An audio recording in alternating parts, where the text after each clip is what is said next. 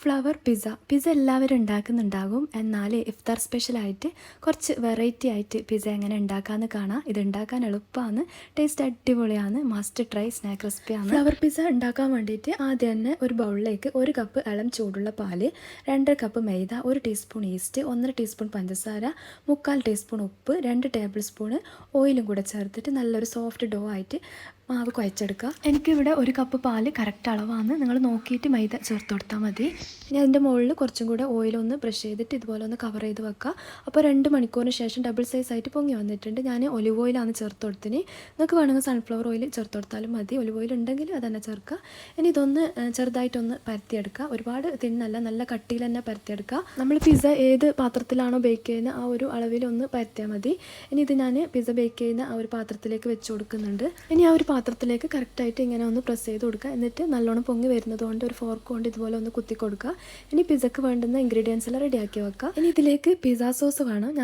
ഞാൻ ഉണ്ടാക്കിയ ടൊമാറ്റോ സോസിൽ തന്നെ ഒരു 4 table spoon tomato sauce, 1/2 teaspoon garlic powder, 1/2 teaspoon red chilli flakes, 1/2 teaspoon oregano, ഇതെല്ലാം കൂടെ ഒന്ന് മിക്സ് ആക്കി എടുത്താൽ പിസ്സ സോസിൻ്റെ അതേ ടേസ്റ്റുള്ള ഒരു സോസായിട്ട് കിട്ടും. സോസ് ഞാൻ മൊത്തത്തിൽ ഇതുപോലെ സ്പ്രെഡാക്കി കൊടുത്തിന്. അപ്പോൾ ഇതുവരെ സാധാരണ പിസ്സ ഉണ്ടാക്കും പോലെ തന്നെയാണ് ചെയ്യേണ്ടത്. ഇനി മോസറല്ല ചീസ് വെച്ച് കൊടുക്കേണ്ടത് ഇതുപോലെ റൗണ്ടിലാണ്. ഫ്ലവർ പിസ്സ ആയതുകൊണ്ട് ഇതുപോലെ റൗണ്ടിലാണ് ഇനി ബാക്കി എല്ലാ ഇൻഗ്രീഡിയൻസും വെച്ച് കൊടുക്കേണ്ടത്. ഇതിപ്പം വെക്കുന്നത് ഫ്രൈഡ് ചിക്കൻ പീസസാണ്. ചിക്കൻ നിങ്ങൾക്ക് ഇഷ്ടമുള്ള രീതിയിൽ ഫ്രൈ ആക്കി എടുക്കുക. ഞാനിപ്പോൾ 200 ഗ്രാം ചിക്കന് സാധാരണ ഉപ്പ്, മുളക് പൊടി, മഞ്ഞൾപ്പൊടി, ഗരം മസാല, കുരുമുളക് പൊടി എല്ലാം ചേർത്തിട്ട് ഫ്രൈ ആക്കി എടുത്തതാണ്. ഇനി ഓണിയൻ സ്ലൈസസ് വെച്ച് കൊടുക്കുക, ക്യാപ്സിക്കത്തിൻ്റെ പീസസും പിന്നെ കുറച്ച് മോസറല്ല ചീസും കൂടെ വെച്ച് കൊടുക്കുക. ഇതിനി മടക്കിയെടുക്കാനുള്ളതാണ്, അതുകൊണ്ട് ഈ ഒരു സമയത്ത് കുറച്ച് ചീസ് വെച്ചാൽ മതി. ഇനി ഇതുപോലെ ഒന്ന് കട്ട് ചെയ്തെടുക്കലാണ്. 8 പാർട്ടായിട്ട് കട്ട് ചെയ്തെടുക്കുക. ഇതിൻ്റെ ലോങ് വീഡിയോ ഞാനൊരു വ്ളോഗിൽ ചെയ്തിട്ടുണ്ട്. അതിൻ്റെ ലിങ്ക് ഞാൻ ഡിസ്ക്രിപ്ഷൻ ബോക്സിൽ കൊടുക്കാം കേട്ടോ. പിന്നെ ഇത് കുഴച്ച് വെച്ചിട്ട് ഒരുപാട് അയഞ്ഞ് ലൂസാകുന്ന വരെ വെയിറ്റ് ചെയ്യാൻ പാടില്ല.